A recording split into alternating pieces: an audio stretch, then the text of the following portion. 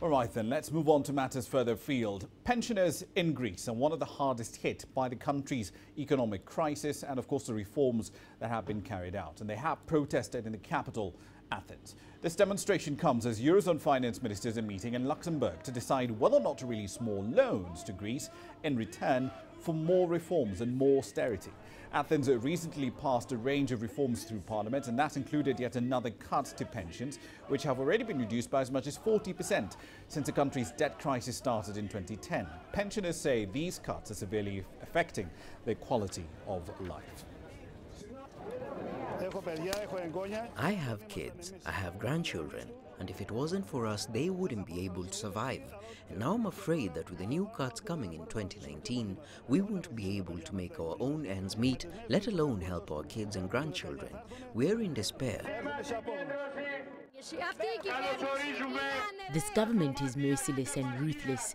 It looks like they don't care about the people and they don't know how to manage matters. They really need to rethink.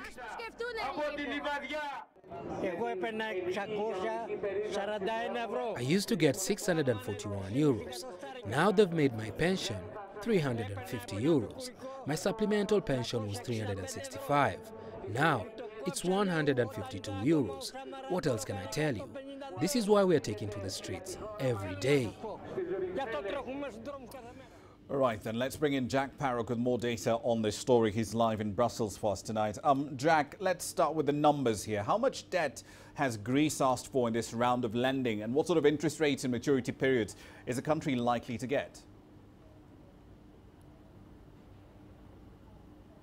Well, we know that Greece is expected now to get somewhere in the region of $9.5 billion as a slice of the bailout funding that it desperately needs. It needs most of that to repay loans on its national debt in July. So it seems across the board of the Eurozone ministers that that money is going to be released. We also think that there's a potential that the maturities on these loans could be increased from 30 years, potentially all the way up to 45 years, to make it more manageable for Greece to deal with it. That's what they're talking about at the moment. It seems that the amount of money is secure, but we're now hearing that these meetings are going to go on for many, many hours yet, maybe well into the night. So there's a lot of finer details and a lot of political dispute over the actual details of what the deal might include.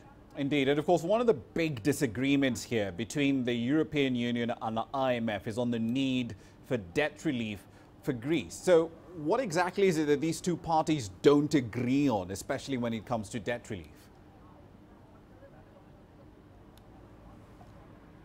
Well, when you talk about the European Union there, Ramit, you actually probably mean Germany. It's really the Germans that are really the sticking point in this between the International Monetary Fund and Germany on this debt relief, which basically means wiping off some of the debt that Greece owes, which is currently running at around 185% of GDP. It's an enormous number.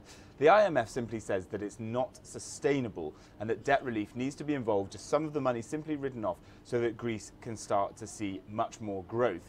France has come up with but with regard to Germany, the Germans believe that Greece's highest creditors, for them it's a very, very tough sell. For the German government, for Angela Merkel, it's a very tough sell for her to tell her electorate that she's basically wiping off some of their the debt that is owed to their national coffers, especially bearing in mind that there's an election coming in September. Now, France has come to the table today with an interesting idea, and that's to mark debt relief, link it directly to growth. So as much growth as Greece sees, there will be some sort of provision for debt relief to be involved. That's what everyone's talking about at the moment. Indeed. One last question for you. The Bundestag had demanded that the IMF takes part in this round of funding, but the fund says it will only take part in principle. So since there's no agreement between these two sides, what exactly does that mean?